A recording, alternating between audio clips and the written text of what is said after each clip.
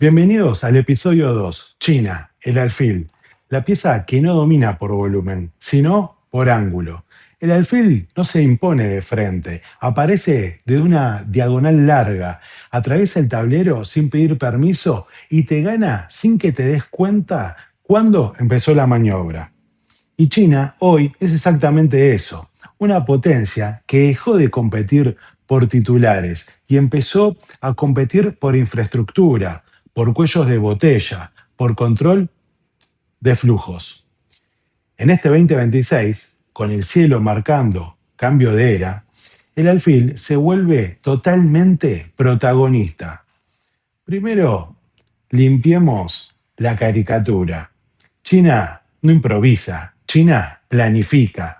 Occidente todavía repite el error de creer que Beijing reacciona. Y no, Beijing diseña. Y si querés entender la estrategia de Xi Jinping frente al caos de Trump, hay un nombre que tenés que incorporar sí o sí al tablero. Ese nombre es Wang Huning. Wang no es un comentarista ni un ideólogo de moda, es probablemente el intelectual político más influyente del sistema chino moderno. Sirvió a Jiang Zemin, a Hu Jintao y ahora a Xi Jinping. Y hoy está en el núcleo duro del poder, en el comité permanente del Politburó. No está mirando la historia, la está escribiendo. Su texto clave, el texto que hay que leer, es America Against America, escrito después de su viaje a Estados Unidos en 1988. ¿Qué hace Wang? Lo que hace un estratega. Mira a Estados Unidos como espejo, no para admirarlo, sino para detectar fallas estructurales. Y el diagnóstico central es totalmente brutal, porque explica el presente. Estados Unidos vive una tensión casi irreconciliable entre unidad, lo colectivo, lo institucional, lo común, y lo que es el individualismo, lo privado, lo fragmentario, la identidad como átomo. Wang no dice Estados Unidos es malo, dice algo más peligroso. Estados Unidos es potentísimo, pero internamente inestable. Y que esa inestabilidad no es un accidente, es una falla sistémica, como un edificio impecable por fuera, pero con grietas en las columnas.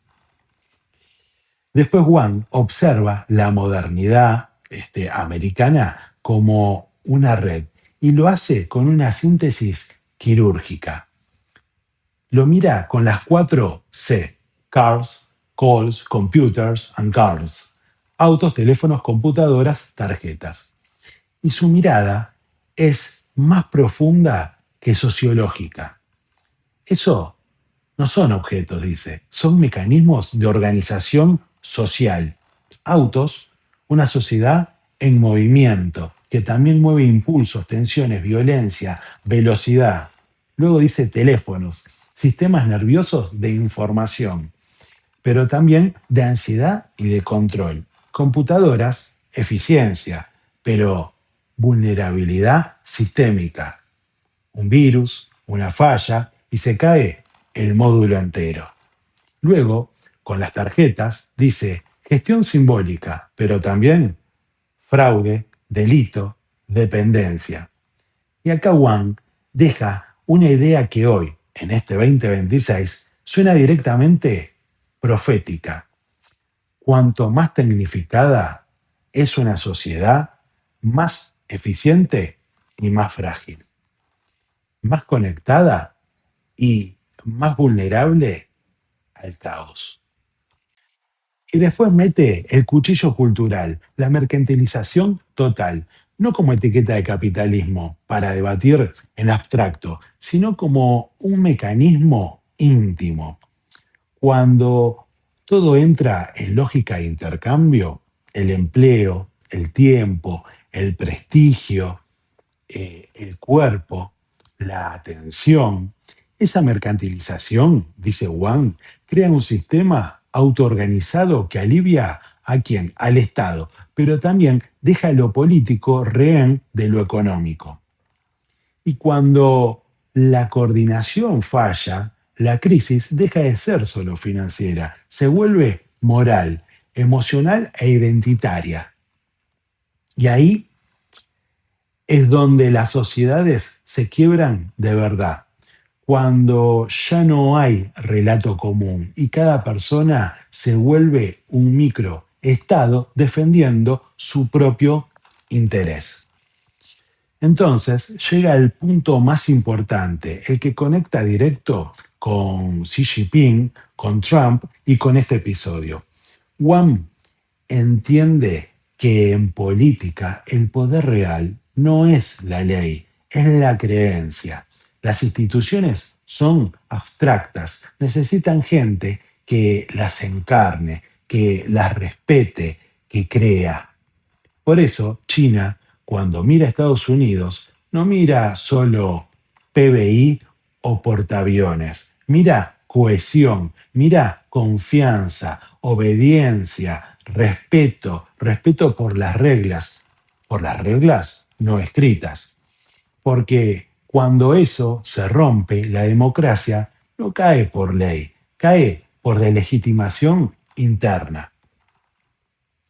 Y en el capítulo más duro, los primeros indicios de la crisis, Wang enumera síntomas que hoy se ven amplificados. Familias fragmentadas, individuos aislados, vínculos debilitados, educación desigual como problema de transmisión cultural, juventud errante como ruptura del tejido comunitario, drogas y crimen organizado no como moralismo, sino como evidencia de que el sistema llega tarde. Y cuando el sistema que llega tarde, ¿qué es lo que hace? Castiga cuando ya perdió el control. Y la contradicción más explosiva, abundancia material junto a indigencia visible. Un sistema que produce riquezas, pero que no integra. Wang no describe anécdotas, describe un mecanismo. Cuando una sociedad se atomiza, gobernar se vuelve totalmente caro. Y cuanto más caro es gobernar, más tensión política se acumula. Esto no es literatura, es doctrina estratégica. ¿Qué aprende China de ese espejo? Que si querés derrotar a Estados Unidos, no lo atacás donde es fuerte, lo atacás donde es frágil. Fragmentación social, dependencias tecnológicas, polarización institucional, mercantilización que corroe el tejido, pérdida de relato común. Y acá entra Trump como catalizador perfecto, ¿sí? Porque Trump no es solo un político, es un acelerador de grietas, es el hombre que toma una sociedad ya tensa y le pega el acelerador.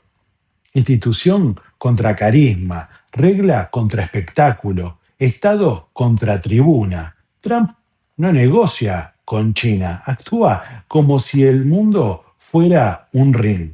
Y China, con Wang detrás, no juega al ring, juega al tablero.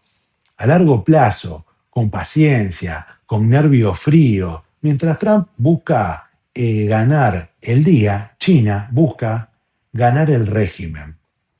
Y ahora, con esa capa estratégica arriba de la mesa, entremos al cielo, porque febrero de este 2026 es una firma de época, con fecha y con grado. Tenemos el eclipse solar anular del 17 de febrero a los 28 grados 56 de Acuario y la conjunción de Saturno-Neptuno el 20 de febrero a los 0,45 de Aries. 3 días, 2 golpes, un sello.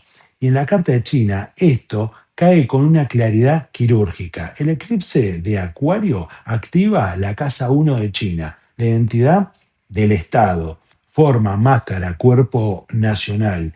El eclipse es apagón y reinicio. Y en casa 1 es el reset del yo, del yo del país, ¿no? Cómo se presenta, cómo se percibe, cómo se define. Y como es en Acuario, no es identidad íntima ni sentimental, es identidad de sistema, redes, plataformas, ingeniería social, tecnología como tejido del Estado. La identidad se vuelve un sistema operativo. China no quiere solo tener influencia, quiere definir estándares, protocolos, infraestructuras, modos de coordinación.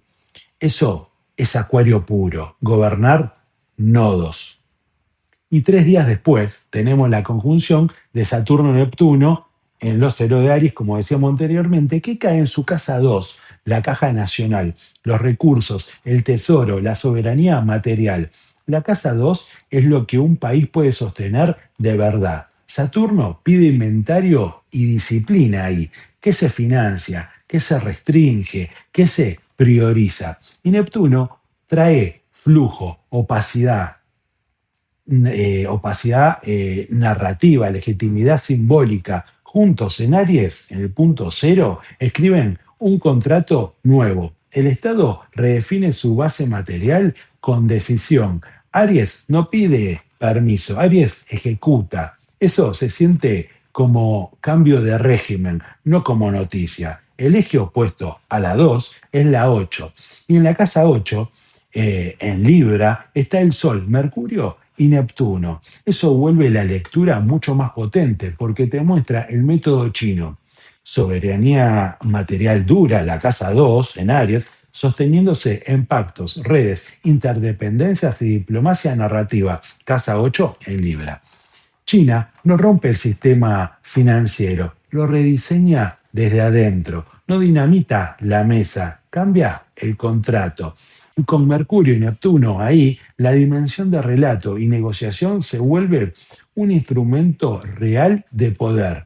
Pactos, comunicados, acuerdos, ambigüedad útil y una sola China, un solo principio, un solo marco, consenso, Libra como equilibrio impuesto.